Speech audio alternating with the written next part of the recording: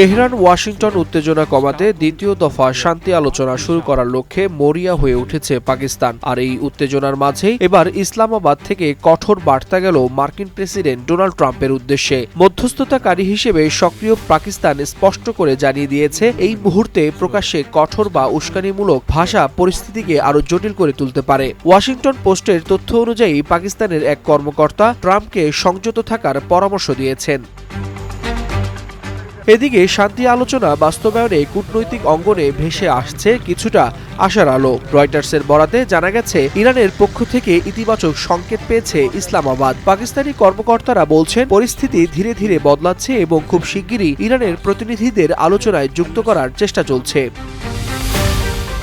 যুদ্ধবিরতির সময়সীমা যতই ঘনিয়ে আসছে, ততই তেহরান ও ওয়াশিংটনের সঙ্গে যোগাযোগ বাড়াচ্ছে পাকিস্তান। কারণ এই সংবেদনশীল মুহূর্তে কোনো কঠোর বার্তা পুরো প্রক্রিয়াকে ভেস্তে দিতে পারে। নিউ ইয়র্ক টাইমসের বরাত দিয়ে মিডল ইস্ট আই জানিয়েছে, ঠিক এই আশঙ্কা থেকেই ট্রাম্পকে সতর্ক করেছে ইসলামাবাদ। বিশ্লেষকদের মতে, এই মুহূর্তে পাকিস্তানের কূটনৈতিক তৎপরতা শুধু দুই দেশের সম্পর্ক নয়, পুরো অঞ্চলের স্থিতিশীলতার জন্য গুরুত্বপূর্ণ হয়ে উঠেছে। Waliul Hasnat, Times today.